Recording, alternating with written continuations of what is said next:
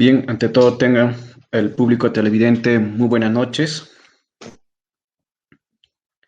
Quería pues en estos momentos saludar al doctor Elías José Palti, es doctor en Historia de la Universidad de California en Berkeley.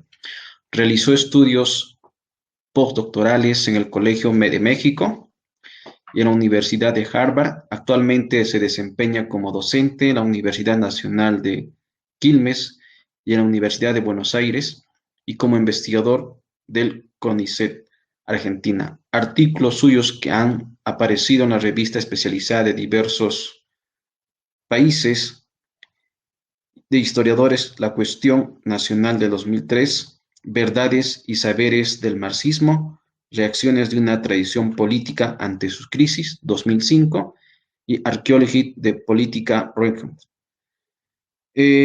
Y Revista de Historia Intelectual en Journal History del 2009, recibió la Gauntlet Fall desde 2016, se desempeña como director del Centro de Historia Intelectual de la Universidad Nacional de Quilmes. Bien, para nosotros es un honor presentarle al doctor Elías José Palti, que a través de esta página del Club Historiano venimos transmitiendo estas actividades académicas y también están presentes pues nuestros compañeros de la parte técnica y agradecerles a cada uno y también agradecer a la Asociación de Guías Oficiales de Turismo que está en la ciudad de Cusco, a Hablemos Historia del Departamento de Lima y así también al Centro de Estudiantes de Arqueología de la Universidad de Trujillo. Buenas noches, vamos a ceder el pase al doctor Elías. Bueno, buenas noches y bueno, muchas gracias por la invitación, un gusto estar aquí. Y bueno, como habrán visto seguramente en los afiches, el título de mi presentación de hoy es acerca de uno de los tópicos más debatidos en la historiografía acerca de las revoluciones de independencia, que es acerca de los orígenes ideológicos de las revoluciones. Y acá me voy a seguir bastante de cerca un texto de Tulio Alperindongui que se titula Tradición Política Española e Ideología Revolucionaria de Mayo, porque me parece que es, aunque es un texto ya tiene muchos años, desde 1962, sigue siendo el modelo de análisis más interesante hasta el presente. Básicamente habría como dos grandes visiones de cuáles son los orígenes ideológicos de las revoluciones de independencia. La visión estándar latinoamericanista, que podemos llamar la visión épica, bueno, plantea básicamente que las revoluciones de independencia fueron el resultado de la llegada de las ideas de la Ilustración, sobre todo llegadas desde Francia, y el ideal de fraternidad, libertad e igualdad de la Revolución Francesa, que fueron las que inspiraron a los revolucionarios a romper el lazo colonial. Esta visión épica entonces plantea que las revoluciones de independencia marcaron un corte abrupto respecto del antiguo régimen colonial, no solo en el plano político, sino también ideológico. La otra gran corriente es la conocida como escuela revisionista. En su origen, esta fue postulada por la historiografía católica, que plantea que sobre todo las ideas de pacto social que dieron origen a las revoluciones de Mayo y a las revoluciones de independencia en América Latina en general, no provienen de las ideas del ideario ilustrado francés, sino por el contrario, hunden sus raíces en la tradición política española, que ya la idea pactista se encuentra en el pensamiento neoescolástico español del siglo XVII, cuyo principal representante era el jesuita Francisco Suárez.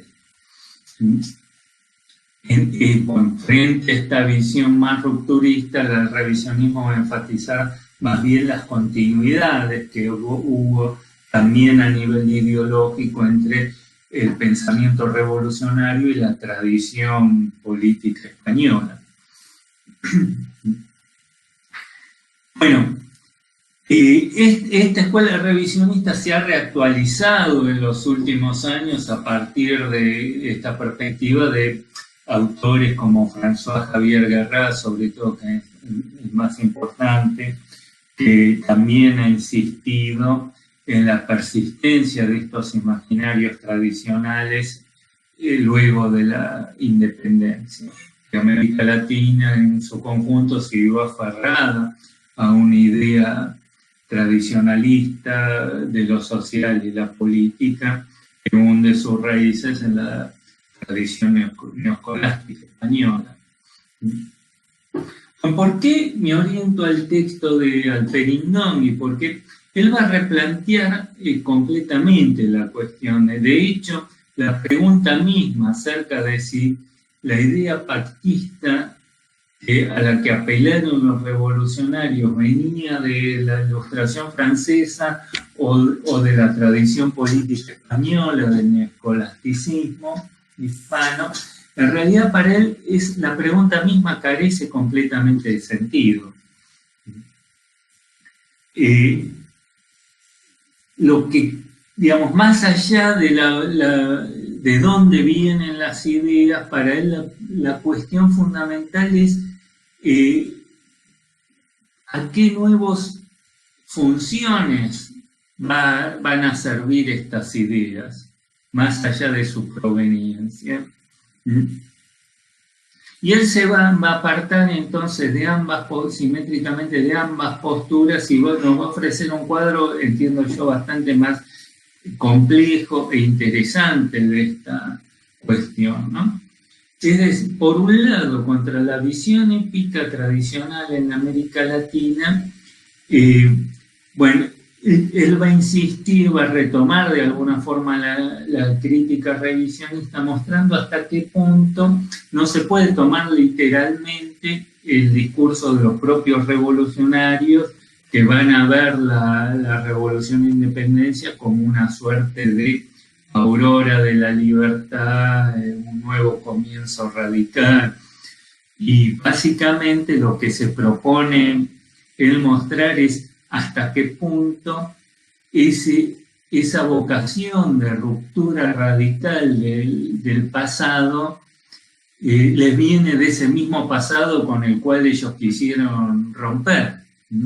Esa es la primera de las paradojas que él se propone analizar. Y aquí les voy a leer una cita que sintetiza un poco esta idea.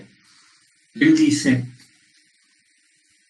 bueno, el punto fundamental para él es no analizar las ideas, sino cómo cambiaron en ese momento las ideas, cómo cambia la lógica de articulación de las ideas.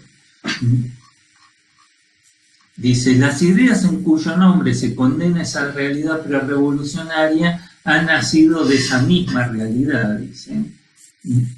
Pero por otro lado, contra los revisionistas, es lo que va a proponer, perdón que estoy haciendo lío con las pantallas, creo que es esta, bueno, no sé.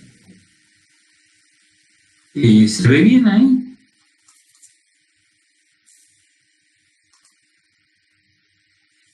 Bueno, perdón, disculpen, ¿se está viendo bien ahora? Porque ahora se ve bien, ¿sí?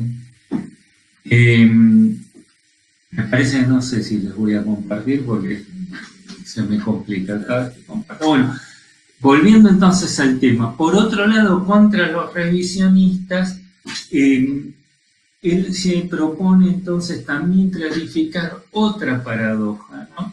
Es que esas ideas tradicionales que vienen efectivamente del siglo XVII hispano, de la tradición política hispana, sin embargo, van a terminar dando como resultado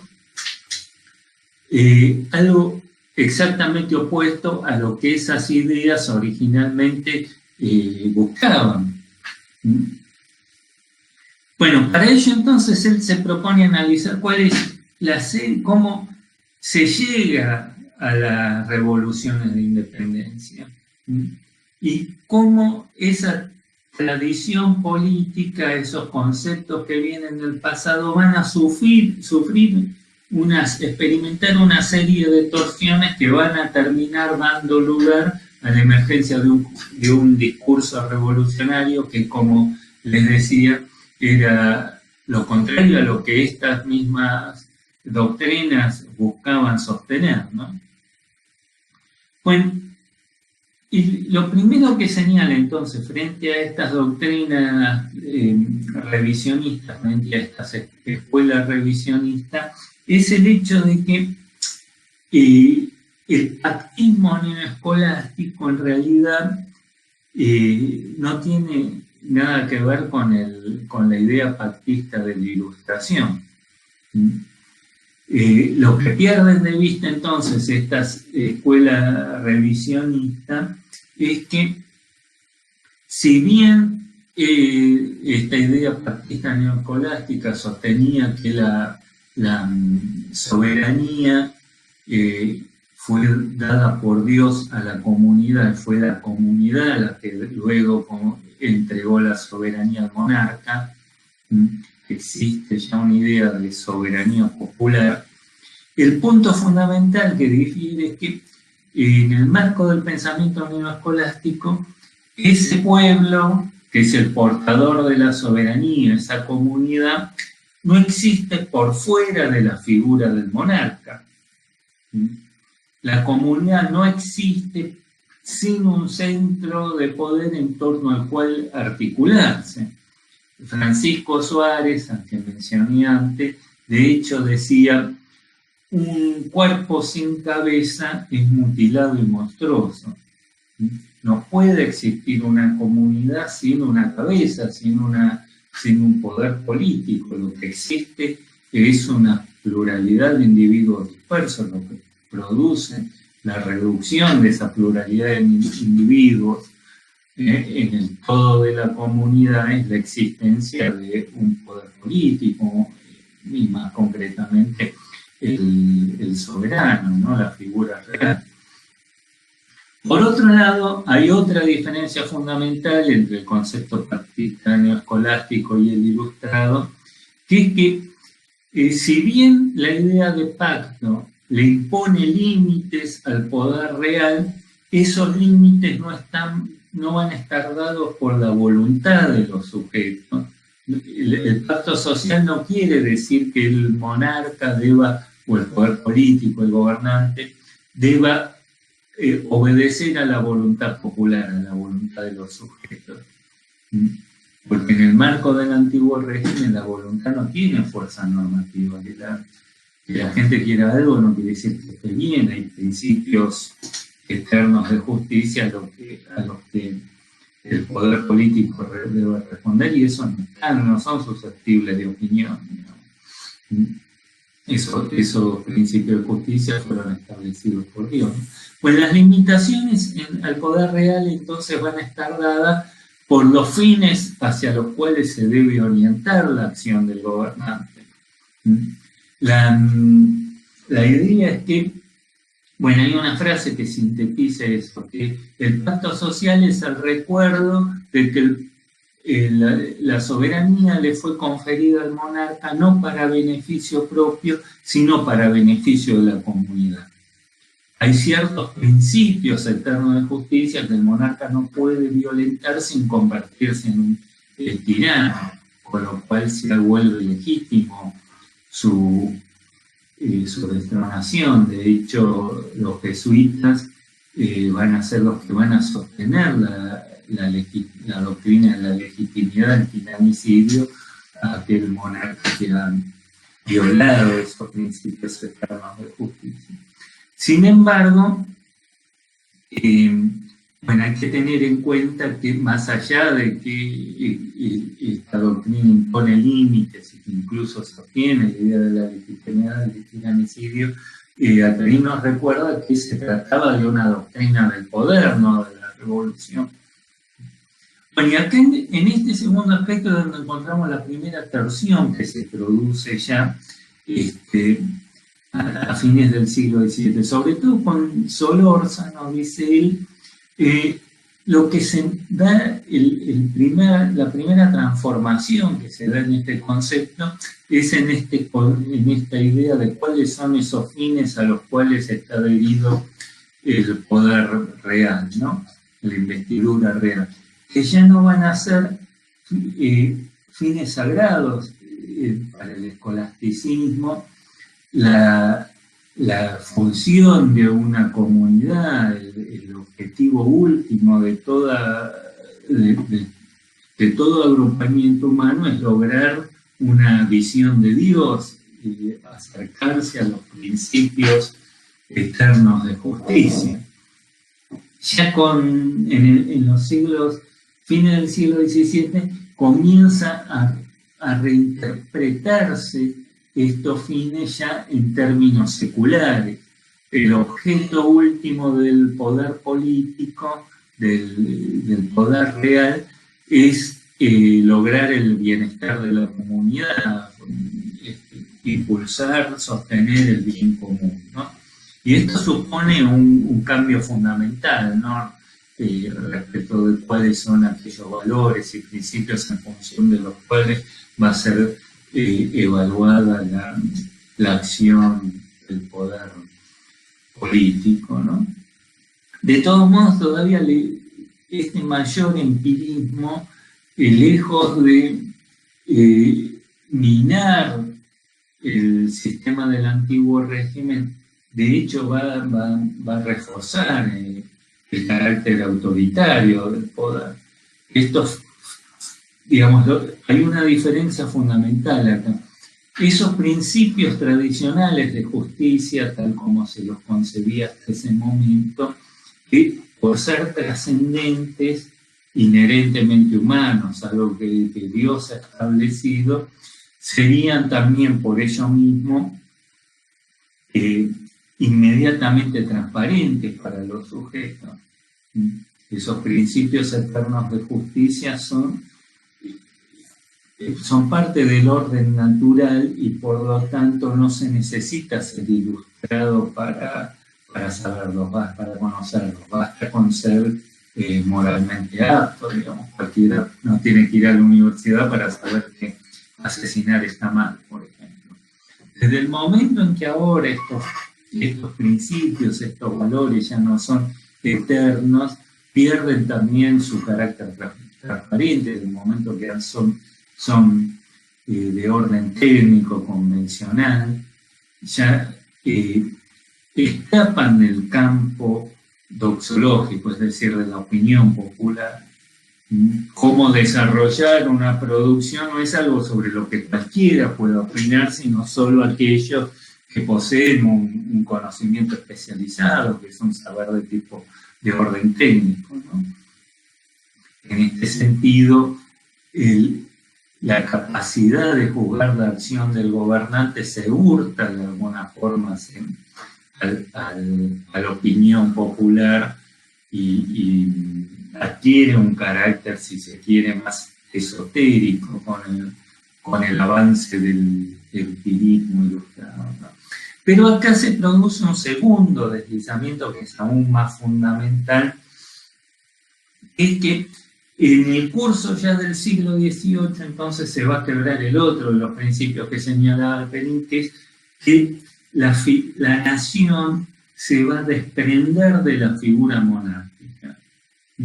Esto tiene que ver con las resistencias que se van a dar a los avances del centralismo borbónico, con el cambio dinástico que se produce luego de la guerra de sucesión. Ya en el siglo XVIII los Borbones empiezan a querer tener un mucho mayor control de las colonias y eso genera resistencias en las colonias. Sobre todo las oligarquías urbanas van a tratar de confrontar a esta mayor presencia del poder real en las colonias, y van a enfrentar esto y van a empezar a hablar en nombre del pueblo. Esto es lo que ya produce entonces, sí, introduce una fisura mucho más profunda en la ideología del antiguo régimen. Porque esto es algo que ya el poder político, el poder real, el monarca no podía, ya no podía aceptar. Que hubiera, bueno, de hecho todos los levantamientos que se produjeron a partir, sobre todo a partir de la década de 1780 en las colonias, un poco antes en España ya en la década de 1760, con el motín de Esquilache sobre todo, todos van a terminar de la misma manera, ¿no? Ante el levantamiento, las autoridades reales, en el caso de las colonias, las autoridades coloniales, virreyes, etc., van a firmar un acuerdo con los líderes rebeldes, y tan pronto como los líderes rebeldes se desarman, el gobierno, ¿no?, las autoridades desconocen esos acuerdos y encarcelan y asesinan a todos los líderes rebeldes, y en todos los casos con el mismo argumento, que es: ¿quién les dio a ustedes la autoridad de firmar en nombre del pueblo? ¿Qué es lo que quién les da ese derecho a arrogarse esta representatividad? El único que puede hablar en nombre del pueblo es el propio monarca. Todos los demás son sujetos particulares que no tienen otra representación más allá, en todo caso, de su grupo de origen, pero el pueblo, el conjunto del reino, solo se encarna en la figura monárquica y es el único que puede hablar. Pues y en efecto es así, desde el momento que ahora aparece otra instancia que se arroga para sí la expresión de la totalidad social de la comunidad, ahí ya digamos que aparece entonces la idea de una soberanía nacional y de una nación colocada por fuera del poder político del Estado. Entonces, eso produce, como les decía, una fisura mucho más profunda en el discurso político del antiguo régimen, porque de hecho va a instalar ahora dos soberanías contradictorias en un mismo plano: la soberanía real y la soberanía nacional. La nación entonces aparece como poseyendo una entidad propia, colocada por fuera de la figura real, y que eventualmente, además, una vez caído el monarca, puede llegar a subsistir. Y que además tiene sus propios órganos de expresión colocados al margen del aparato de Estado. Bueno, esto es lo que da lugar también en España al surgimiento de una corriente nueva, que es el constitucionalismo histórico, cuyo principal representante es Melchor Gaspar de Jovellanos, que va a plantear, parece entonces, es muy clara la decadencia de España, de haber sido la primera potencia europea, ahora había pasado a ser ya una potencia de segundo orden, y eso va a ser interpretado como el resultado del apartamiento de España de su constitución tradicional, producto del despotismo. Cuando se habla de despotismo, se habla siempre de un despotismo ministerial, no del reino. Los culpables serían los ministros, que se han apartado de esa supuesta constitución tradicional. En realidad no va a estar nunca muy claro cuál era esa supuesta constitución tradicional, cuando quedó plasmada, si en el siglo XIII o en el XVI.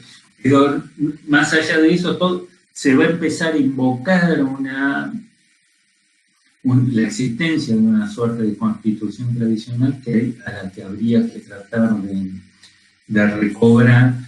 Y esto va a dar lugar entonces a un nuevo género de tratadística, que es la que propone el constitucionalismo histórico, digamos que se va a empezar a rastrear en el pasado para tratar de descubrir cuál es esa constitución tradicional española. Es decir, que la nación ahora aparece también como un nuevo sujeto, como un nuevo objeto de análisis. Esto lo podemos llamar así como el nacimiento de una idea de nación, que es una idea de nación como una entidad que es autoconstituida. Y eso es un desarrollo absolutamente novedoso que se da en el curso del siglo XVIII, que no existía antes, ¿no? Y a partir de entonces aparece una nueva, la posibilidad entonces de una nueva dicotomía que se va a expresar. Quizás quien mejor lo expresa va a ser, les voy a leer de nuevo una cita, esta vez un poco más larga, que creo yo que es más ilustrativa que la de Martínez Marina, donde pues, hasta ese momento, como vimos, el poder real se suponía que participaba del orden natural, que no podía desaparecer el monarca sin que desaparezca la comunidad misma, ¿no? Bueno, ya Martínez Marina, en su teoría de las cortes, a comienzos ya en los primeros años del siglo XIX, va a poder decir, va a poder establecer una distinción fundamental entre la nación, la comunidad y el poder político. Y les leo la cita. La autoridad paterna y el gobierno patriarcal, el primero sin duda y único que por espacio de muchos siglos existió entre los hombres, no tiene semejanza ni conexión con la autoridad política, ni con la monarquía absoluta, ni con alguna de las formas legítimas del gobierno adoptadas por las naciones en diferentes edades y tiempos.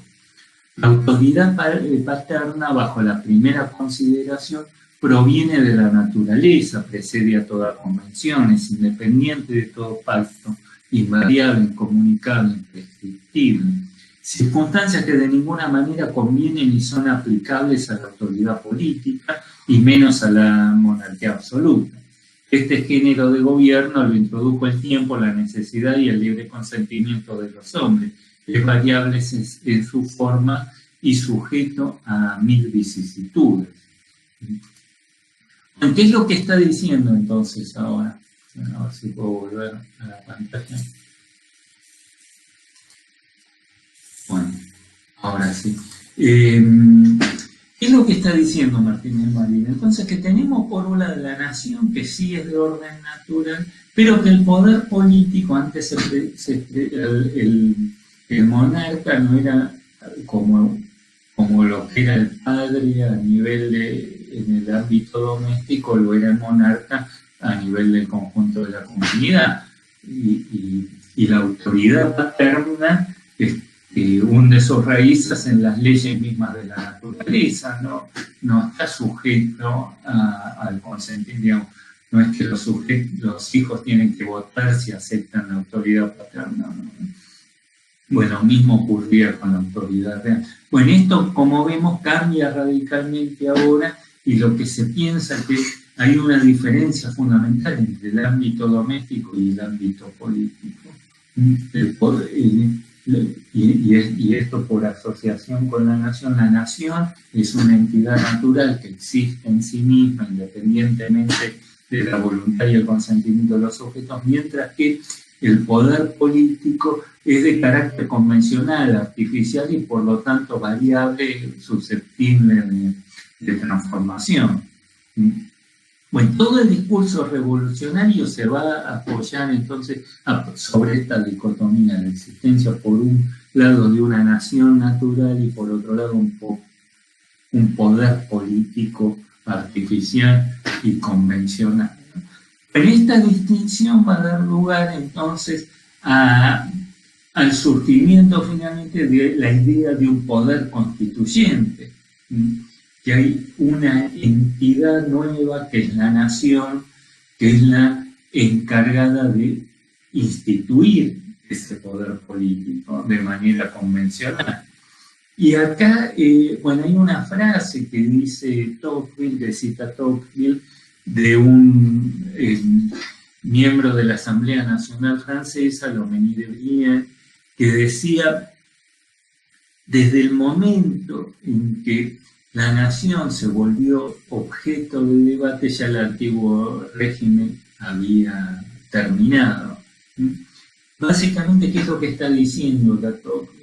Que desde el momento en que se plantea que la nación es una construcción artificial que depende de la voluntad de los sujetos, ya el antiguo régimen terminó, porque el antiguo régimen era este concepto era totalmente incompatible con el imaginario tradicional del antiguo régimen, ¿no? Bueno, y es acá donde vemos finalmente un tercer deslizamiento que se produce en el discurso político tradicional hispano, ¿no? Es, en realidad, esto lo va a plantear también François Xavier Garrard, uno de los principales representantes de este revisionismo histórico para el caso de las Cortes de Cádiz. Es decir, desde el momento en que se convoca Cortes en España, esto es, bueno, en 1809 es la convocatoria y las Cortes se reúnen en 1810, sesionan desde 1810 a 1812, en 1812 se promulga finalmente la primera constitución, que es la Constitución de Cádiz, que es la primera constitución liberal del mundo, la primera por lo menos que se define como tal. Y, bueno, como dice Guerra,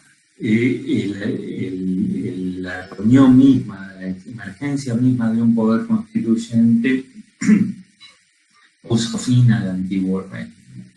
Ahora, aquí encontramos también los límites del primer liberalismo hispano. Lo que se va a proponer en las Cortes gaditanas, en las Cortes de Cádiz, en realidad no es constituir a la nación. Como vimos, lo que se partía en ese momento, en el imaginario liberal hispano, es en la preexistencia de la nación, que era una entidad natural, y de hecho el levantamiento espontáneo del pueblo español ante la ocupación francesa, la ocupación napoleónica de España, parecía dar prueba de la existencia de esa nación. Lo que se proponía en las Cortes era instituir un nuevo poder político ante la vacancia real, producto de las abdicaciones de Bayona, de Carlos IV y Fernando VII, que había quedado vacante el trono, y había que constituir entonces un nuevo poder político. Pero la nación se la presuponía como preexistente, y de hecho la institución de un poder político presupone ya un sujeto que puede instituir ese poder político, es decir, presupone ya la existencia de un pueblo, de una nación. Solo en las colonias va a aparecer entonces una problemática aún más radical, que es la necesidad, digamos, acá en las colonias se va a suponer que ese pacto originario, que esas naciones todavía no existen, porque acá no hubo un pacto entre el pueblo y el monarca, que la caída de la monarquía había vuelto a un estado de naturaleza originario donde todavía no hay constituido ningún sentido de comunidad, ninguna nación, etcétera, ¿no? Y los revolucionarios entonces se van a ver confrontados pronto a una problemática aún mucho más grave, que es que no solo va a haber, en estas tierras hay que constituir un poder político, sino que hay que al mismo tiempo constituir a aquel sujeto que es el que tiene que constituir el poder político. Es decir, que hay que constituir ese pueblo, esa nación que todavía se la considera inexistente. Pues llegado a este punto, entonces es donde Eh, el discurso político de la independencia, bueno, lo que vemos acá es hasta qué punto, ¿no? Si bien el discurso revolucionario hunde sus raíces últimas en el legado de la tradición política hispánica, sin embargo no surge linealmente de él, sino que para llegar a eso se tuvo que dar una serie de transformaciones fundamentales a nivel ideológico, a nivel conceptual, para que se abriera la puerta finalmente a una perspectiva, a una ideología revolucionaria, la perspectiva de una ideología revolucionaria, ¿no? Bueno, y este es, desde el punto de vista metodológico, entiendo yo los dos aportes fundamentales que realiza Perinongui, ¿no? Bueno, el primero tiene que ver con que él rompe entonces con el esquema de los modelos que tradicionalmente, bueno, lo que se trata es de encasillar el pensamiento, si es ilustrado o es escolástico, ¿no? Dentro de qué modelo de pensamiento cabe inscribir un discurso. Y él abandona completamente, como vemos, la problemática acerca de qué modelo. De hecho, en realidad los revolucionarios no van a distinguir demasiado el concepto kantista de Suárez o el de Rousseau.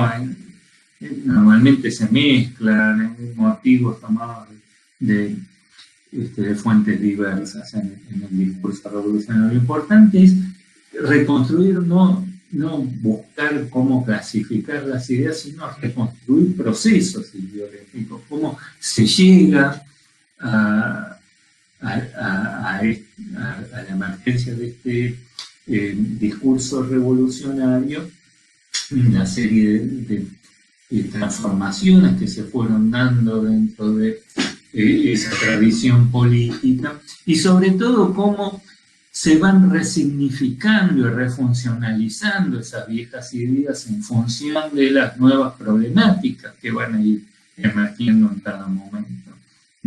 Más allá de dónde vienen esas ideas, lo cierto es que ahora van a tener que ser usadas para enfrentarse a preguntas, a problemáticas ya completamente distintas a las que en su momento se habrían confrontado Suárez o Rousseau.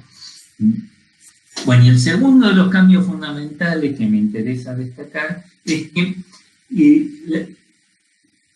bueno, donde hay acá ya una ruptura más clara de la opinión respecto de la vieja historia de ideas. Normalmente la historia de ideas piensa que los cambios ideológicos refieren a cambios en las ideas de los sujetos, que el ideológico es algo que circula en la mente de los sujetos. Pero el tipo de fenómenos que de orden ideológico, conceptual, que él está analizando, no tienen nada que ver con cambios a nivel de las ideas de los sujetos. Bueno, la emergencia de la nación, que es lo que hemos analizado acá, como un sujeto nuevo que aparece en el curso del siglo XVIII, no es algo que se le ocurrió a alguien y luego se difundió una idea que surgió. Es un cambio de orden objetivo que tuvo que ver con transformaciones más profundas que se dan de conjunto de la sociedad, de la cultura de una época, que no depende no es algo que dependa de la conciencia de los sujetos y ni siquiera de la voluntad de los sujetos, tampoco es algo, son transformaciones. La emergencia de la nación supuso una ruptura a nivel conceptual, de la cual muchas veces los propios sujetos no son conscientes de ello, que es un cambio objetivo que se dio en la realidad, sino que además no está en manos de ellos alterar.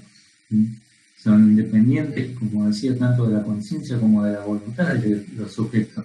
Remiten acá. Bueno, se da esta paradoja acá, ¿no? Que de alguna forma rompe esta dicotomía entre lo simbólico y lo material, como si lo simbólico remitiera puramente al plano subjetivo y lo material al plano objetivo. Estas transformaciones que analiza acá el Perinongui son al mismo tiempo de orden simbólico y objetivas, que se dan independientemente de la conciencia de los sujetos. Bueno, me parece entonces, para sintetizar, creo que encontramos acá un modelo de análisis eh, sumamente eh, provocativo, intrigante y que nos permite reformular completamente los modos de abordar la problemática respecto de los orígenes ideológicos de la independencia ya fuera de los cánones tradicionales de la historia de ideas en sus distintas variantes, tanto la visión estándar como la revisionista. Bueno, muchas gracias. Si tienen preguntas ahora para realizar.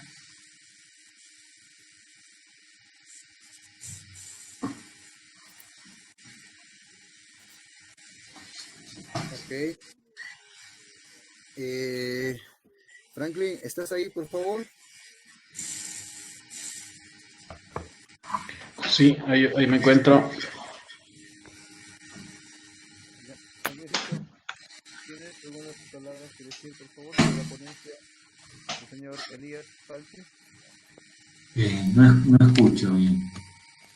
Aló, ¿me escuchas, Franklin? Ahora sí, Lo escuchamos. Ajá. No, quería decirte sobre algunas palabras que tengas del historiador Elías Palti, por favor, para que pueda dar a conocer algunas preguntas que han dado del público.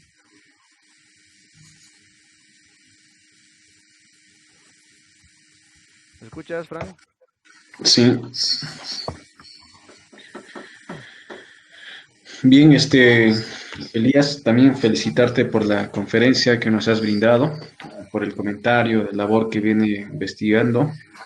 Y también quería consultarle si tiene, digamos, algunas publicaciones o artículos para poder compartirlos con algunos colegas guías que efectivamente el Club Historiando se ha identificado más por dar a conocer estas conferencias, personas que elaboramos en turismo. Quien habla también es guía de turismo, Warren también es guía de turismo, y de hecho también quería pues comunicar efectivamente que estoy ahorita yo ubicado en el lugar de Machu Picchu, mi colega Warren en la ciudad de Cusco, James en el departamento de Tacna. Entonces somos un equipo disciplinario para entender este tema de estas actividades que siempre lo realizamos cada fin de semana. Y por el día del bicentenario, por el mes, hemos organizado, gracias con el apoyo de Joel, para organizar este evento y dinamizar un poco más, digamos, el evento de lo que esto nos puede dar un poco más. Bien, yo quería, estoy viendo al público si están realizando preguntas. Todavía no estamos viendo, A ver, yo tengo algunas preguntas que se llama Frank. a ver. Ya. Yo tengo algunas preguntas, por favor, para el ponente, para el señor Elías Palti, por favor. Sí. ¿Qué nos puede hablar, por favor, señor Palti, sobre el jesuita Francisco Suárez?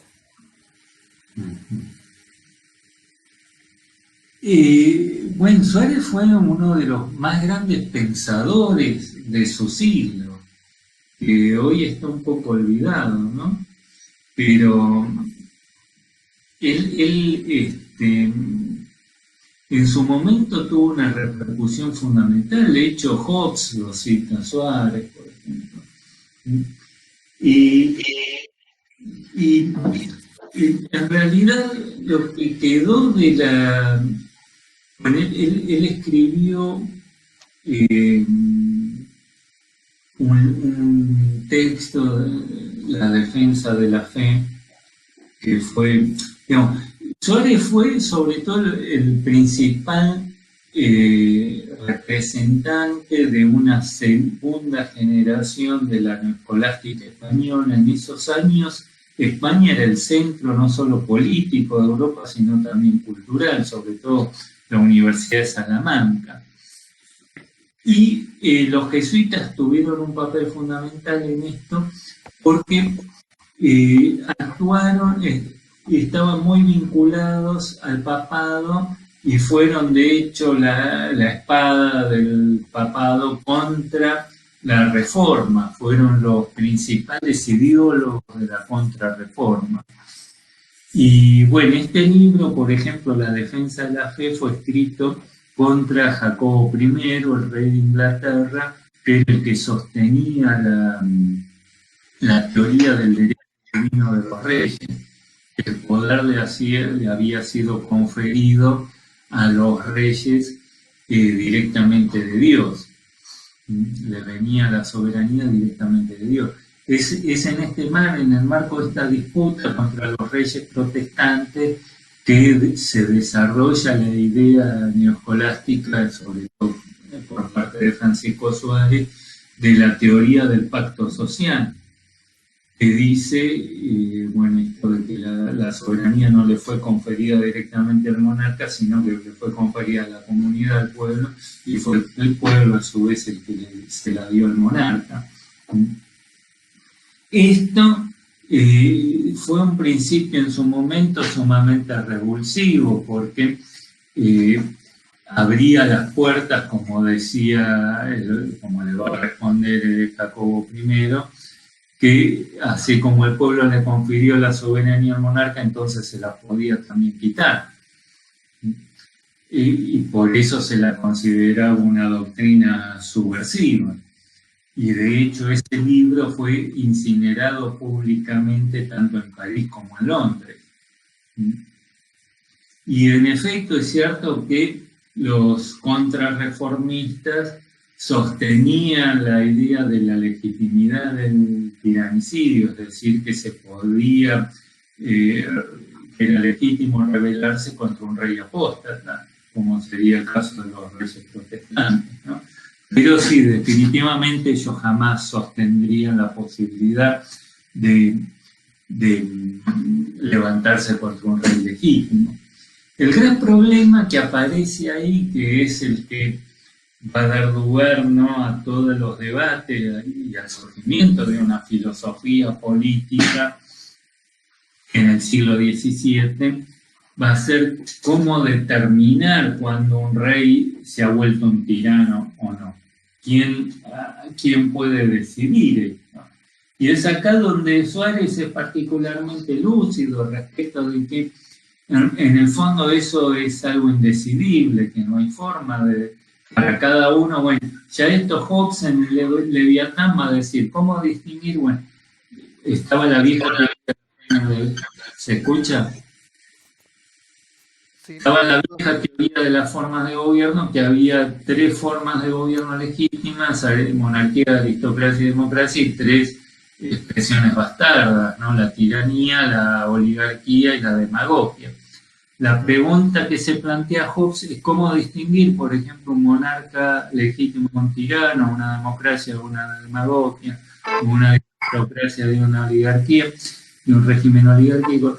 Y él dice, y es muy sencillo, aquel con el que yo estoy de acuerdo es un monarca legítimo, con el que yo no estoy de acuerdo es un tirano. En el fondo eso es una cuestión puramente subjetiva. Para algunos uno va a ser un monarca legítimo y para otros un tirano y viceversa. Ese es el gran quiebre que se produce en el siglo XVII y que da origen a todos los debates políticos, y que es cuando nace verdaderamente una filosofía política. Antes no había, digamos, la característica anterior, no había tratado de filosofía política propiamente. Lo que existía eran los famosos espejos del príncipe, que básicamente le enseñaban al futuro monarca cómo debía gobernar. Y en este surgimiento de una filosofía política moderna, Suárez es una figura clave. Suárez, porque justamente empiezan a cuestionarse aspectos fundamentales, ¿no?, de cómo determinar la legitimidad y sobre la base de qué criterios determinar la legitimidad, el alcance y los límites de un poder político, que ya va una problemática que ya va mucho más allá de las viejas problemáticas propias a los viejos espejos del príncipe, ¿no? okay. A ver, acá tengo un comentario Sí. Las personas que están en Facebook Live, por favor. Estas interpretaciones o dichas interpretaciones revolucionarias, Se escucha muy bajo. ya, ahí por favor, ahí me escuchan. Ahí se escucha un poco mejor. Ya, tengo un comentario de una de las personas que estamos ahorita en Facebook Live que dice lo siguiente, ¿no? Sí, Esta interpretación de dichas revoluciones da como resultado del arribo de las ideas ilustrados de libertad provenientes mayormente de Francia, los cuales habrían despertado en la población criolla el afán de independencia. sí. Ujú. Esa Esto quiere es decir, una de las hipótesis, lo que yo llamo la visión estándar, a la que se opone la visión revisionista y de la cual Alperín dice que es un debate absurdo, que no tiene ningún sentido ese debate. ok, acá tengo otra pregunta, por favor. En el río, ¿qué nos puede decir sobre el historiador jesuita Guillermo Furlock, que en el año de 1952 en el Río de la Plata hizo una tesis más enfática? Furlong fue de alguna forma el fundador de esta corriente revisionista católica, que es la que dice, frente a la visión que mencionaste anteriormente, la visión estándar latinoamericana, Furlong es el que formula la tesis opuesta, de que las ideas pactistas de la revolución no vienen de la ilustración francesa, sino que vienen del neoescolasticismo español. En realidad, esta visión fue más bien marginal en su momento porque estaba muy vinculada a la derecha católica, ¿no? En general. Pero que fue de alguna forma reactualizada más recientemente por un nuevo, un segundo revisionismo, que es el que postula François Javier Guerra y que plantea en realidad Guerra lo que plantea es una hipótesis inversa, ¿no? A la visión estándar. La visión estándar que dice que las ideas de las revoluciones de independencia vienen de la Ilustración francesa, mientras que en la península seguían aferrados a la doctrina, a las teorías feudales, a la tradición católica feudal. Garre invierte esta relación y termina diciendo que en realidad es en España donde van a enraizar más las ideas liberales, mientras que en América Latina aferrada está a estos imaginarios tradicionales, ¿no? Y como les decía, en toda esta discusión, tanto de digamos, la visión épica como la visión revisionista, la que insiste en la ruptura, como la que insiste en las continuidades de las ideas tradicionales, bueno, como les decía, resultan totalmente inconducentes, ¿no? Que no tiene mucho sentido plantear este debate. Eso sería lo que intenté demostrar a partir de la obra de Alperindón.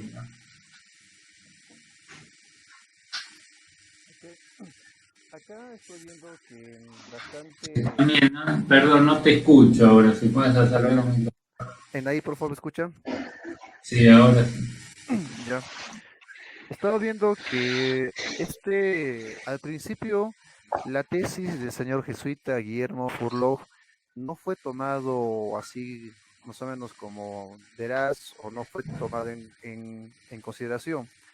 Pero después de eso, se ha comenzado a hacerse tendencias más recientes llamadas las revisionistas o revisiones, ¿no? Más o menos eso en torno del bicentenario, ¿no? Que se puede dar en Argentina de esos años. ¿Qué nos puede decirnos, por favor, sobre esas tendencias revisionistas? Bueno, esa tendencia que surge en el Bicentenario es la que mencioné recién, la de guerra, que plantea hace una suerte de inversión de la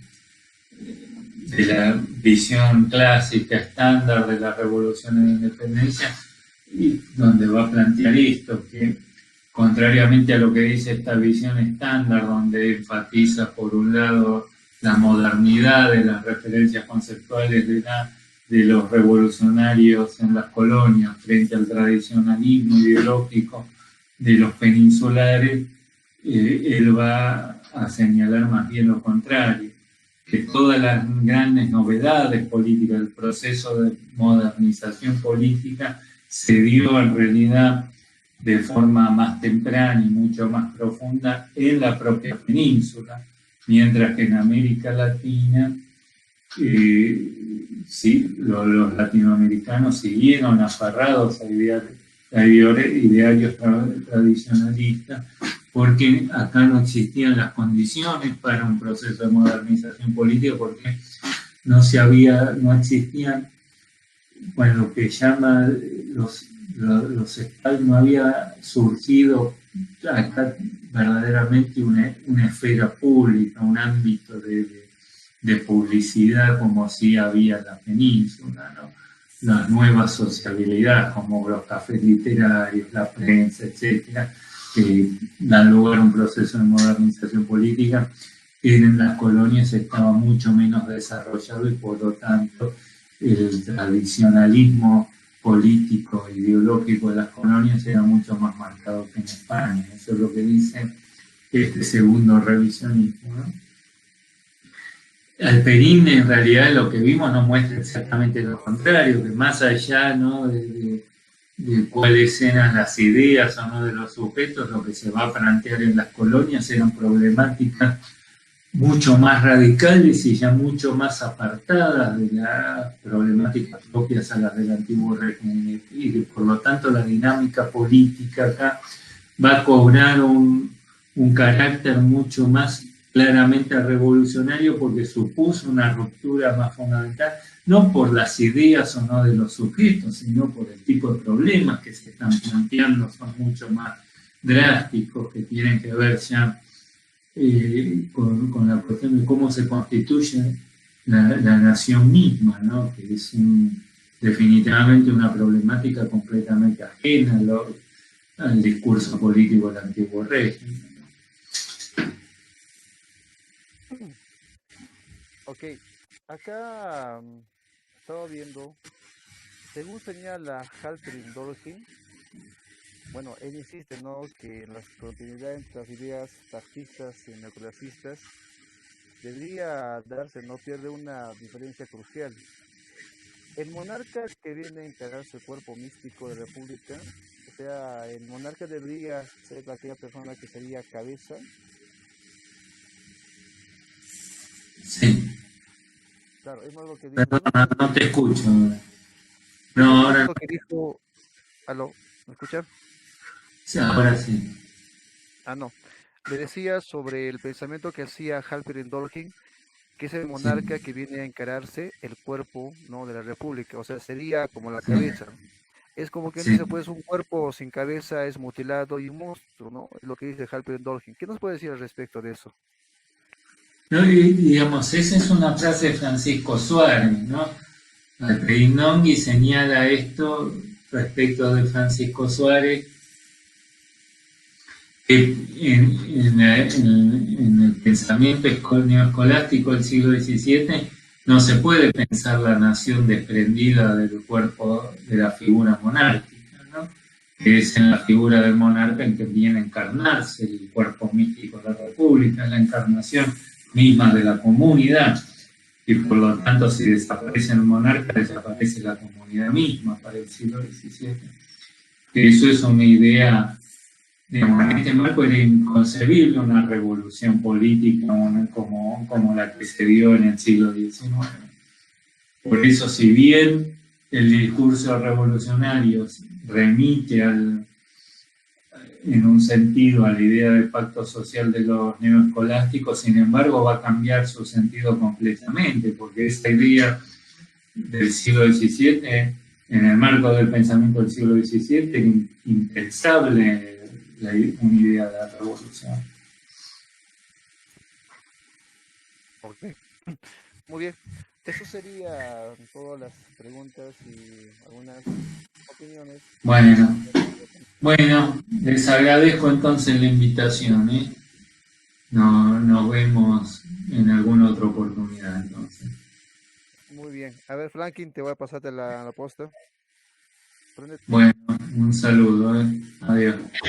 Bien, agradecido Elías también por parte de la recomendación del historiador Joel Pinto, que creo ya en breve se va a conectar. Esperaremos a ver si está Joel Pinto. Joel Pinto, ¿podrías conectarte?